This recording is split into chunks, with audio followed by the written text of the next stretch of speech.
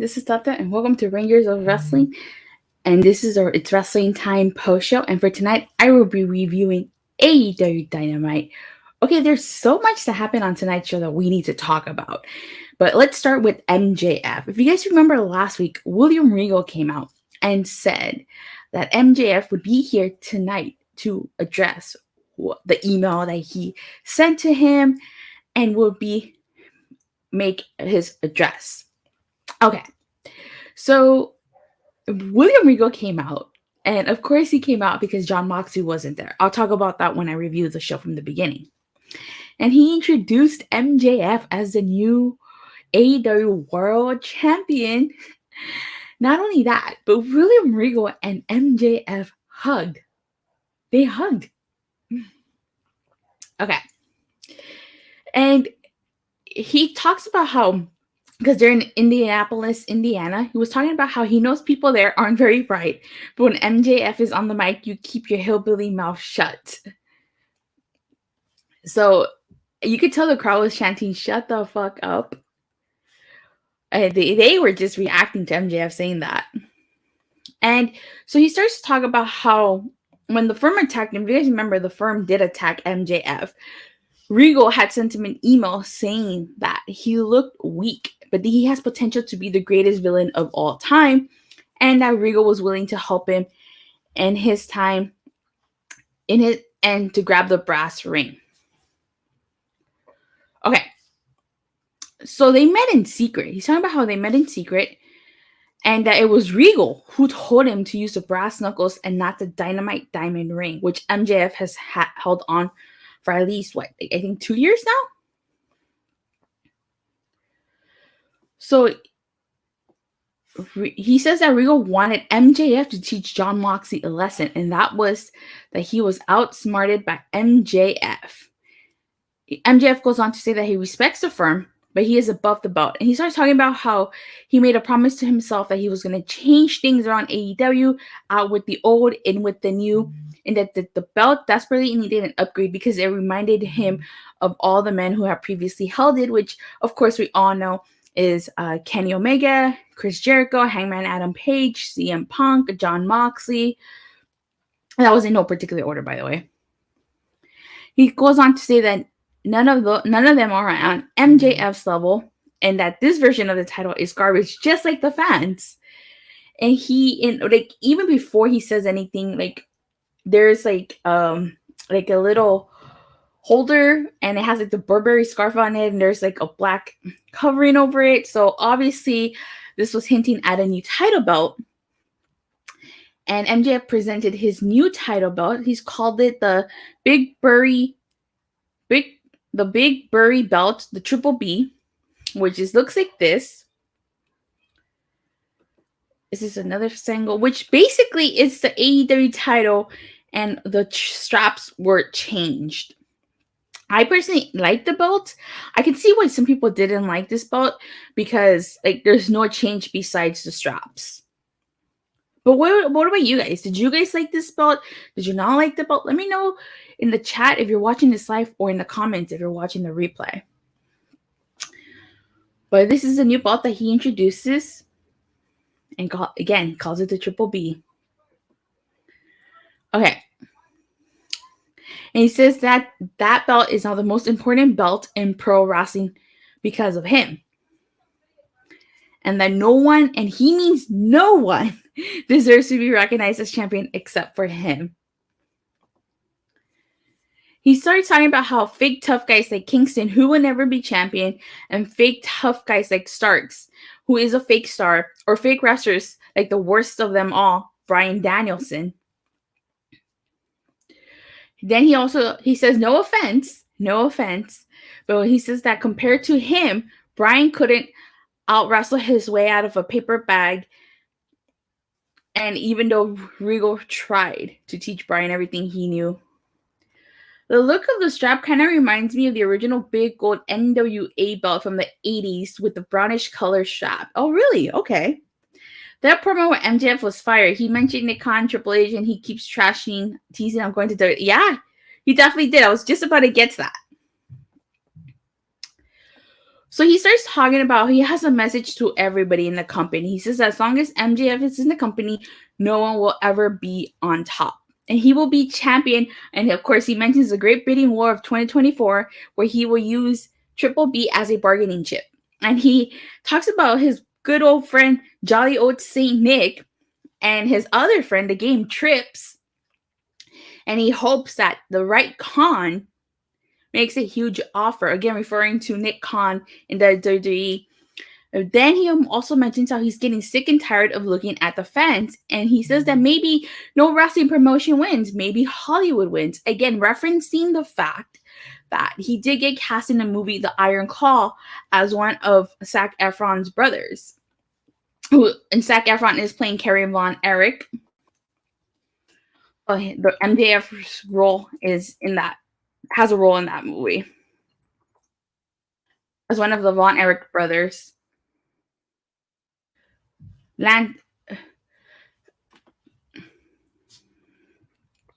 Well, at least that's what it was reported. It says the custom belt for MJF looked great. Yeah, exactly. I personally liked it, but I could see why some people didn't like it. So then this is where the part gets really interesting. He says that he isn't deaf, that some people were over the moon when he won. However, he starts talking about how their happiness will soon turn to resentment, because he mentions that all MJF does is talk and that he never wrestles, that he is boring, makes opponents jump through hoops. And he says that even though he does that, people, he meaning us, will keep watching him, even though Triple B will rarely be defended and he will rarely wrestle. And that you would buy a pay-per-view in the hopes to see someone dethrone MJF. I thought this was hilarious because this is referencing Brock Lesnar, Roman Reigns. I mean, Brock Lesnar, when he was champion, he held that title hostage. You barely saw Brock Lesnar. And when you did, it was on pay-per-view. I mean, look at Roman Reigns right now. He is WWE Undisputed Universal Champion, and you rarely see Roman. He doesn't appear on Raw. He doesn't appear on SmackDown as much anymore. All he does is the pay-per-views. I mean, he was just at Survivor Series. So it's cool that he's in a film, but that's thumbs down for Zac Efron. Really, why? So I really like that he mentioned that. And he's talking about the fickleness of the fans, and he is correct. I mean, everybody was really happy that MJF won, but give it a couple weeks, maybe a month or two, and the fans are going to turn on MJF for the exact same reasons that he just listed. MJF plays Lance Von Erich in the movie, aka the Von Erich everybody hated because he wasn't really related to the family, and the World Class Championship Wrestling fans knew it. Oh, okay. That makes sense. So I actually really like that he mentioned that, and it was really good on his part because it's true. Okay, how long do you guys give before the fans start turning on MJF? Couple weeks, a month, or two? By Revolution? Like when? Like I feel like he's right. I feel like the fans are going to turn on him at some point or another. He mentions that his reign is going to be longer than Hulk Hogan. Oh, he says that his reign is going to seem like Hulk Hogan, Jeff Jarrett, and JBL reigns will seem short, and that Bruno Sammartino was going to roll in his grave. And he says that we're in the MJF era, and that his reign of terror has just begun, referencing, I'm assuming that's a reference to the Triple H reign of terror that he did from 2002 to 2004? 2 months, I give it. Okay, Michael 101591 says 2 months. He gives it 2 months before the fans turn on MJF. And then he starts talking about William Regal, how everybody in the business respects William Regal. And that's like from the bottom of his heart. I honestly kind of thought he was going to say something nice, but of course it's MJF. He takes brass knuckles and he attacks William Regal in the back of the neck. And then he says that Regal made a deal with the devil, and that because you guys remember Regal said that MJF still had a lot to learn, and he makes a reference to that. And so Bryan comes out and he checks on Regal, who gets taken out on a stretcher. And it's interesting that it's Bryan, because last week Bryan stopped Moxley from beating the tar out of William Regal. And in this promo, MJF mentioned Bryan Danielson. he mentioned him as being a fake wrestler who couldn't wrestle his way out of a paper bag. So imagine a feud between MJF and Bryan Danielson. That's probably going to be a really good feud, honestly. And I feel like it's building to that. Proves that Rigo is on his way out of AEW, even though he's on a 3-year contract. I think he wants out to go back to Triple H. Honestly, I've heard some reports about that William Regal might be heading back to WWE. But he's on a 3-year contract, so we'll see. But overall, I really, really love that MJF promo. MJF always delivers amazing promos, and this was just another one. This was his first promo as champion, and it was phenomenal. He definitely knocked it out of the park. I feel like after MJF gets through Ricky Starks, his next feud is probably going to be with Bryan Danielson. It seems that's what it's headed to. But good promo. But with that being said, let's start this review from the beginning. So Jon Moxley opens tonight's AEW Dynamite. And he starts talking about how he grew up 90 miles from Indianapolis. And now there's 3 constants in this world: death, taxes, and Jon Moxley. And that no one can outwork him, no one can out-hustle him, no one can out-wrestle him, no one can out-fight him, no one can out-bleed him or out-sweat him. He says there's no man in that locker room or in the arena that can tell him to his face. And guess who's back? Hangman Adam Page coming back after after his match with Moxley ended for that concussion. And I really like that Moxley said this.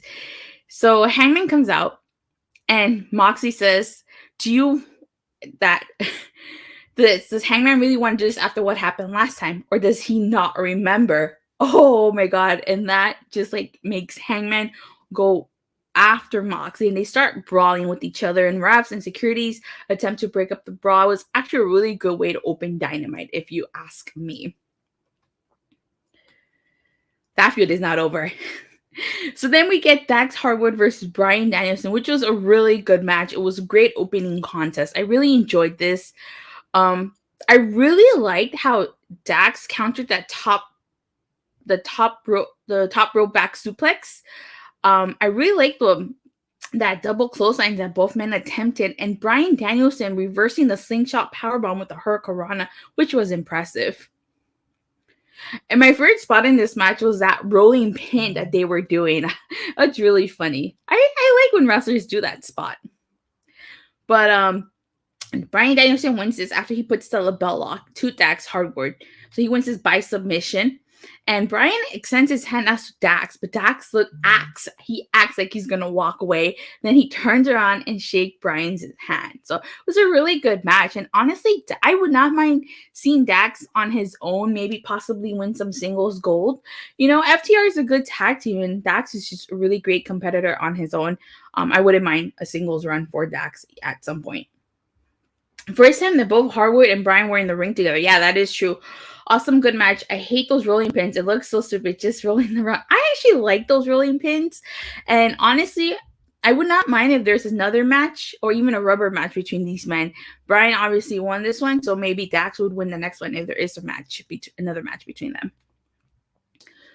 So we get a Ricky Starks backstage interview where he says that he's entering the Dynamite Diamond Battle Royal. And he's making a judgment call. He will win, and he wants to take everything from MJF. And because he's absolute Ricky Starks for a reason.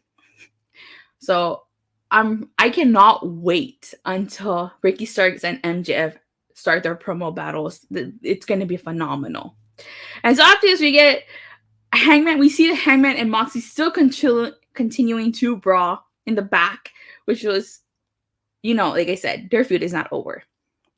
So we get a Jericho Appreciation Society and Blackpool Combat Club backstage interview. Ricky Starks just wants an L on him. This battle royal is not needed. Definitely. Okay. So Matt Menard starts talking about how the beautiful thing about being a sports entertainer is that you can be anything you want. And Claudio says that the Ring of Honor title means a lot because it's his first world title. Hayter, going around with that hat, says he likes his hat, and he says that Claudio deep down knows he's a sports entertainer and that they would make a great tag team, which they have. They were a tag team. They were they were a tag team in WWE along with Zeb Coulter. So I would not be surprised if when Claudio joins JAS, they become a tag team again. That's where that's going. That's where it is. They were the real Americans in WWE, so we're gonna see a real Americans reunion. The Battle Royal is being booked the same as a World Title Eliminator Tournament. Yeah, it seems that way. So we're gonna have this as a tag team match. Player holla! It's gonna be Jack Hager and Daniel Garcia versus Claudio Castelloni and Willow Utah next week. And Willow Utah wants Daniel Garcia to defend his pure honor title at Final Battle. So I still think Claudio is losing. I think I don't know what's going on with the BBC now that Regal pretty much turned on Jon Moxley and then got taken out on a stretcher. So we have yet to address this, but I do think Claudio Castelloni is going to join the Jericho Appreciation Society. We get a TNT Championship match. Is a newly signed AR Fox versus Samoa Joe, and AR Fox gave it all in this match. I really like that pump kick that he did to the jaw of Samoa Joe. That hat looks stupid on Hager. Someone get him a Barney costume and have that hat as the cherry on top. LOL. Really? I mean, it's not the 90s, early 2000s anymore. I don't think that hat's in style, but it suits him. I think it suits him. The gimmick. So he managed to do a DDT to Samoa Joe, and that 450 splash was amazing. Joe did dominate this match. Is as expected, and Joe ends up winning after he hit Fox with the back elbow, and which was followed up by a muscle buster. So after the match, Samoa Joe cuts a promo, and he says we are in a new and glorious era, and he is the one true king of TV. Then Wardlow interrupts. He appears on the Titantron and says that the last good nickname Mojo was his, and it ain't Joe's world, it's Wardlow's world, and he's coming for what is his. AR Fox came out good, but let's be honest, what did he do to earn an opportunity at the title? Nothing. That is exactly true. AR Fox didn't do anything to earn this title shot. He was just granted the title shot, but it was still a good showing on AR Fox, and someday he will be a TNT champion. So this is when we get the MJF promo. I already talked about it at the beginning, but just to kind of recap what MJF said, he basically designed a new belt, calls it the Triple B Big Burry belt, and he mentioned Triple H, Nick Khan. Match was a waste of time. Oh, I think it's just to further a Wardlow Samoa Joe feud. He mentions Bryan Danielson, Eddie Kingston, Ricky Starks. He talks about obviously the Great British War of 2024. And he talks about maybe going Hollywood. And then he attacks William Regal with brass knuckles. So like I said, I already talked about this at the beginning. So I'm just trying to recap what MJF said. But overall, that was a great, fantastic promo by MJF. And he just delivers every time. Fantastic promo. His first promo as champion, and he absolutely knocked it out of the park. Of course, he does mention how fans would eventually turn on him for the same reasons that all he does is talk, never wrestles, is boring, makes opponents jump through hoops. He would rarely defend the title or rarely wrestle, kind of just like how Roman and Brock Lesnar used to do, or how Roman Reigns is currently doing. So I like that he mentioned that. But like I said, great promo by MJF. There's fantastic, honestly.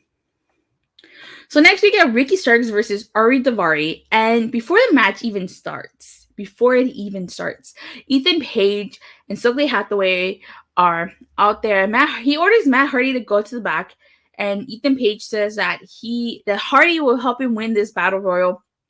And he goes on to say, "I'm going to be the one to win the ring. You're gonna have to watch and cry." And pretty much, the Ricky Starks match with Ari Daviari, I guess you can call it a squash match because it was a super short match, and Ari didn't even get any offense in.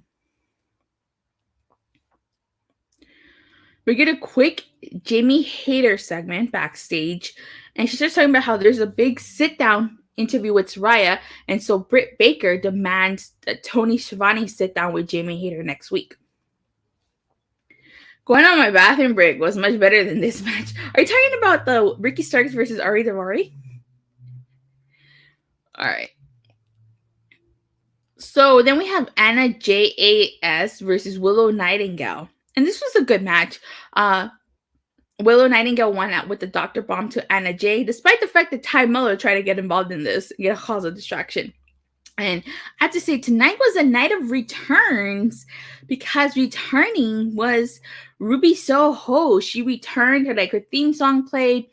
Ty Miller was waiting for her, but she attacked Ty Miller from behind. You guys remember at All Out during the buy-in, during the pre-show to All Out, Ty Miller broke Ruby Soho's nose, so she was out for a while. And Ruby Soho hitting the Destination Unknown on the ramp to Ty Miller. Now, I have to say, I don't know if glad that Ruby returned, but that match was a snore fest. It was an okay match.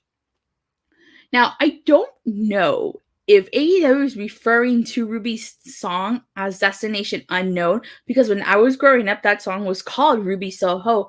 Hence why her name is Ruby Soho, because she named herself after the song, Ruby Soho. So, but Destination Unknown is a verse in Rancid's Ruby Soho. Has anybody actually listened to the song? Aside from Ruby's theme, from it being Ruby's theme? I know I have. I've heard of Rancid. I guess you can say I grew up listening to Ruby Soho by Rancid. It's actually the only Rancid song I know. And it was really, really cool to see them perform that song live at Double or Nothing this year. I'm so glad I got that opportunity. So we get a really quick backstage segment with QT Marshall and Orange Cassidy. And it's hilarious because QT Marshall keeps getting interrupted. And he basically wants a match with Orange Cassidy for, I'm assuming, for the All Atlantic title. And it's so funny because Orange Cassidy says yes, and he wants it to be a lumberjack match on Rampage, and he just keeps agreeing. And before QT Marshall can even finish, Tony Schiavone interrupts him. So I thought that was hilarious. She returns, and yet she will still not be booked well. We had to wait and see, hoping she does get booked well, but hope for the best. Let's just hope for the best. So we get a Jade Cargill celebration, and she comes out with this green jacket, or this green I don't know what it is, coat, I guess you can say, and a money outfit. And I'll be sure to take my bathroom break during the QT and Cassidy match. So uninteresting. It's probably going to be funny though. Orange Cassidy makes things funny. And she said everybody is there because of her and her big ass celebration. And that she made the baddies, and so she decides who stays and who goes. And she got rid of the trash last week, referring to Kiera Hogan, and is confused as to why Layla Grade and Red Velvet were chilling with her last time. Orange Cassidy versus Anthony Ogogo for the All Atlantic title. That'd be a match I could get behind if Tony would just book it. Oh, you're right. I could get behind that match.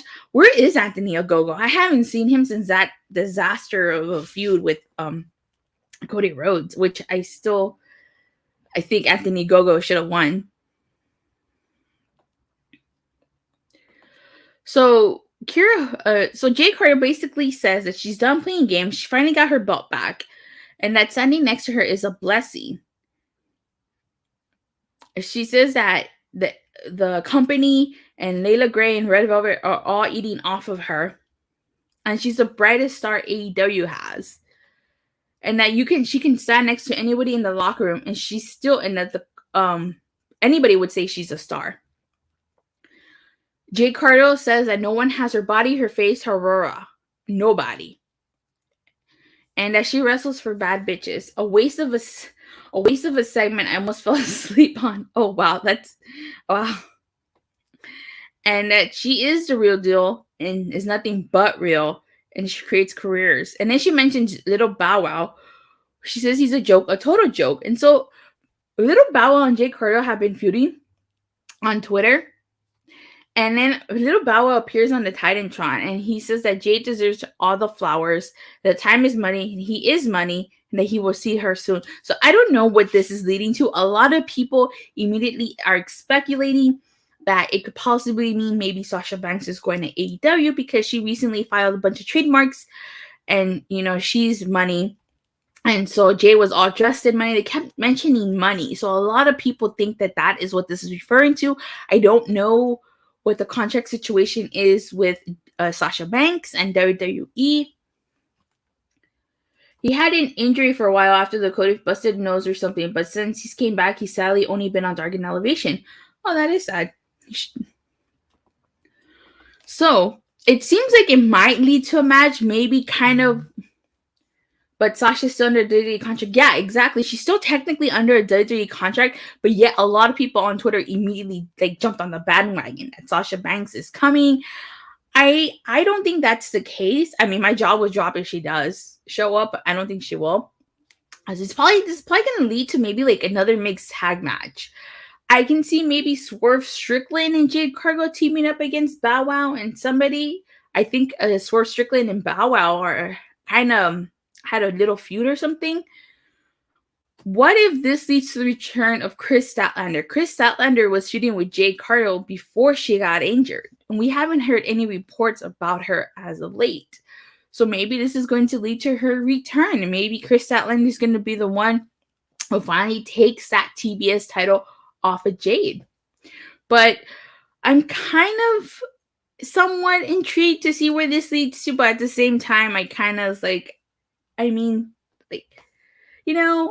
get what they're trying to do, but it's just for some people it may not work. For some people it might, because you got someone like Bow Wow in AEW. And another reason why they think it's Sasha Banks is because little Bow Wow was being mentored by Snoop Dogg, and Snoop Dogg is Sasha Banks' cousin, but that doesn't necessarily mean anything. Michael 101591 agreeing with me, saying he does think it's going to be Chris Statlander coming back, and I think that too. I think it's more than likely going to be Chris Statlander coming back. Okay, so next we have a really funny The Acclaimed segment. And you got Billy Gunn acting like a drill sergeant. You have Bowens and Caster acting like soldiers. And he starts asking him but Anthony Bowens are saying AEW stands for Acclaimed Every Wednesday. And Billy Gunn asks him why they don't have a match. And they say that it's because everybody loves the Acclaim and no one wants to fight them. Bowen says he has an idea, and then on Rampage they will give a title shot to the best tag team in AEW. Billy Gunn then corrects him and says how's that possible when they're the best tag team in AEW. Max Caster quickly corrects Bowens and says the second best tag team. So who do you guys think that's going to be? Who is the second best tag team in AEW that deserves a title shot? Who? We didn't get an announcement, did we? Unless I missed it. Do we know who the Acclaim is facing? I didn't see that. If you know, let me know in the comments or in the live chat if you're watching this. Unless I missed it, I don't think they told us who the Acclaim is facing. Okay. So our main event. It was the best of 7 series match. Match 3, the Elite versus the Death Triangle. Now I have to say, I think this match was a little predictable. It was a good match. Again, I don't mind predictability as long as it's good. Because I think it was kind of obvious who was going to win this. It was do or die for the Elite. The Elite needed to win this. So even before the match starts, the Elite attacked the Death Triangle at the start of the match. Ooh, poor Pac went face first onto the concrete at the hands of Omega. I really like the cutters that the Lucha Brothers did to the Bucks. Penta did a cutter to Matt. Phoenix did a cutter to Nick Jackson. When the match finally does start, the ref gets taken out by Matt Jackson. Alex Abrahantes passes a hammer to Penta. Elite versus Death Triangle. These best of 7 feel like we are reliving the Groundhog Day. It feels like Vince booking this match every week. Really? Why do you say that? I'm curious. So there's this spot where Phoenix tries to stop Penta from using the hammer on Omega. And then Phoenix slaps Penta. And it kind of leads like a little squat with the brothers, but this allows Kenny Omega to hit the knee to Rey Fenix. So it seems to me like that's going to be the catalyst, I think, for the Lucha Brothers losing, is a use of that using of the hammer and them disagreeing, probably on using it. That's what it seems like it. But Fenix did use the hammer. I know he felt some type of way about using it, but it seems like that's going to be a factor in this. So that Avalanche Falcon Arrow to Omega by Pac did not seal the deal like I thought it would have. What ends up happening is eventually Pac, like Matt Jackson is like laid out and Pac attempts a black arrow to him, but he gets his knees up, allowing the Elite to win. So Kenny Omega cuts a promo saying that he is the cleaner, and as long as the cleaner is around, they will do a reverse sweep. So the Elite win this, and now they're 2-1. And that is how Dynamite ends. And honestly, I kind of thought somebody was going to come out because Kenny Omega started cutting a promo, but nobody came out. And the reason why I said this was a little predictable is because I felt like it was kind of obvious the Elite was going to win. Although I'm not going to lie, that ending spot with Pac and the Black Arrow and Matt Jackson kind of made me doubt. I'm like, okay, maybe the Elite isn't going to win this. It's going to be 3-0. But no, what I think is going to happen is I think the Elite is going to win match 4. Then the Lucha Brothers are going to win. I mean, not the Lucha Brothers. That triangle is probably going to win match 5. Then the Elite's going to win match 6. And then we get match 7. And that's probably when the Elite is going to win. I think the Elite is winning this so they can recapture their trios tag titles. Now, this is a long shot. This is just a prediction on my part. You can feel free to disagree with me, but I think after the Elite win the trios titles back, I think someone's going to come out. And I think that someone could potentially be Adam Cole, baby. And now, unfortunately, we cannot do the Undisputed Elite versus the Elite, which is what I'm assuming the plan was going to be. But you can have Adam Cole align himself with OGK since there's history there, and then have him and OGK challenge the Elite for those trios tag titles, because I don't know how long Kyle O'Reilly is going to be out. Unless Kyle O'Reilly is good to go by early next year, and then maybe can bring back Bobby Fish. I don't know, but I think that would happen. I think that's what's going to happen, but I'm not entirely sure, but it's just my prediction. But overall, tonight's episode of Dynamite was actually pretty good. Aside from the whole Jade Cargill Bow Wow thing, I actually really enjoyed it. So I'm going to go ahead and give this probably, I'd say, not a bad prediction. Thank you. Again, it's just a prediction. 4 out of 10 show mostly filler. Really? Okay. Let me see. I did like the opening promo. I did like the Bryan Danielson Dax Harwood match. The JAS BCC was just used to set up the tag match, which was okay. TNT Championship match was good. AR Fox, super impressive. MJF promo, fire, honestly. Ricky Starks versus Ari Daviari, I felt like was unnecessary. You could have just had Ethan Page and Ricky Starks go out there and cut promos on each other. You didn't really have to have that match. So I think tonight's episode, I'm going to give it a 7 out of 10. I think it was a pretty decent episode. There were a couple things I didn't like. There were things I liked. But with that being said, thank you guys all so much for watching and for tuning in. It feels so good to be live streaming again. I know the holidays hit, and then, JDF did pass away. So it was a really long week. But thank you guys all so much for watching and for the continuous support. Please don't forget to like and subscribe. Make sure you hit that bell so you get notified whenever I go live or releasing a video. And I hope I see you guys live after SmackDown Rampage. Bye.